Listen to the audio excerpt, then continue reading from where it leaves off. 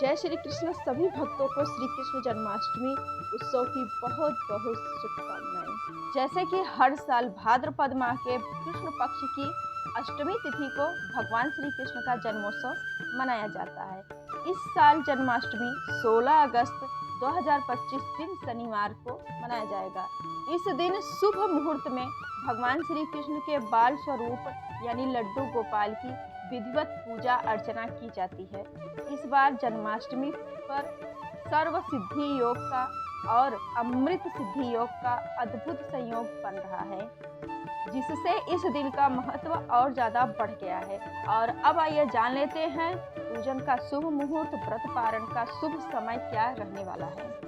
पंचांग के अनुसार अष्टमी तिथि की शुरुआत 15 तारीख को रात 11:49 पर प्रारंभ होगी और 16 अगस्त को रात 9:34 पर अष्टमी तिथि का समापन होगा। ब्रह्म मुहूर्त रहेगा सुबह 4:24 से 5:07 तक। अभिजीत मुहूर्त रहेगा सुबह 11:59 से 12:51 तक। विजया मुहूर्त रहेगा शाम के टाइम 2:37 से 3:29 तक। शाम के गोधुलिया मुहूर्त रहेगा 6:59 से लेकर 7:21 तक। ये हैं सब शुभ मुहूर्त। और अब हम यहाँ जान लेते हैं कि रोहिणी नक्षत्र कितने बजे से कितने बजे तक है। इस साल जन्माष्टमी पर रोहिणी नक्षत्र नहीं मिल रही है। रोहिणी नक्षत्र की शुरुआत 17 अगस्त को सुबह 4:28 से होकर 18 अगस्त को सुबह 3:17 तक रहेगा।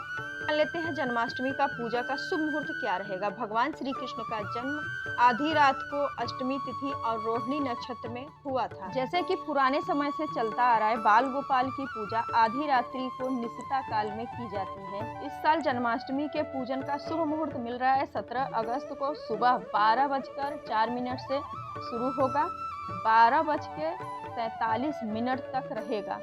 पूजा का पूरा टोटल हमें जो समय मिल रहा है 43 मिनट तक, सिर्फ हमें 43 मिनट तक पूजा का टोटल समय हमें मिल रहा है। अब जान लेते हैं कि जन्माष्टमी व्रत का पारण हम कब करें। कुछ भक्त जन्माष्टमी व्रत का पारण आधी रात्रि को पूजन के बाद ही कर लेते हैं, जबकि कुछ भक्त ऐसे होते हैं जो सूर्योदय के बाद व्रत खोलते हैं। अर्धरात्रि में व्रत का पारण 17 अगस्त को सुबह 12:47 के बाद किया जाएगा। पूजा के बाद कर सकते हैं, जबकि 17 अगस्त को सुबह 5:51 पर सूर्योदय के बाद व्रत का पारण भी उत्तम रहेगा। थोड़ा सा जान लेते हैं कि जन्माष्टमी के दिन हमें क्या करना चाहिए, यानी कि पूजा हमें कैसे करनी चाहिए। जन्माष्टमी पर ठाकुर जी को दूध, दही, घी, शहद, इत्र और गंगा जल से स्नान कराएं। इसके बाद ठाकुर जी को पीले वस्त्र पहनाएं, उन्हें आभूषण पहनाएं, माखन और मिश्री का भोग लगाएं और बांसुरी उनके हाथ में रख दें। इसके बाद उन्हें झूला झुलाएं। इससे आपके जीवन में सुख समृद्धि आएगी। ऐसे भक्तों पर ठाकुर जी बहुत ही प्रसन्न रहते हैं और सुख समृद्धि तो आती ही है। उस दिन बहुत ही प्रसन्न रहें और उनके सामने खूब नाचे गाएं और उछले कूदे, उधम मचाएं, खुश रहें। जन्माष्टमी के दिन हमें शुरुआत कैसे करनी चाहिए और हमें क्या खाना चाहिए। जन्माष्टमी के व्रत में सुबह अष्टमी तिथि से शुरू हो जाता है। इस व्रत में सुबह स्नान करने के बाद भगवान श्री कृष्ण की पूजा करें और हाथ में जल लेकर संकल्प करें कि आप आज जन्माष्टमी का व्रत रख रहे हैं। इस दिन व्रत में अन्न का सेवन नहीं करना चाहिए, ना ही करेंगे। जन्माष्टमी के व्रत में पूरे दिन व्रत रखना है।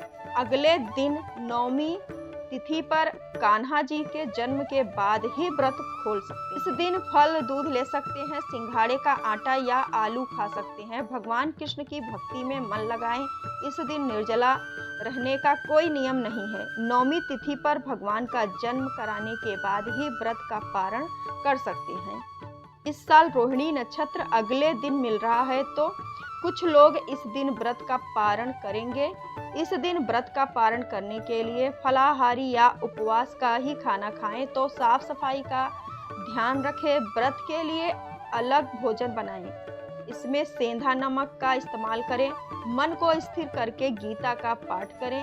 श्री कृष्ण के मंत्रों का जप धीमी आवाज में करना चाहिए। आपको हमारी जानकारी अच्छी लगी हो तो चैनल को लाइक शेयर कर दीजिएगा। जन्माष्टमी की बहुत बहुत शुभकामनाएं। जय श्री कृष्ण।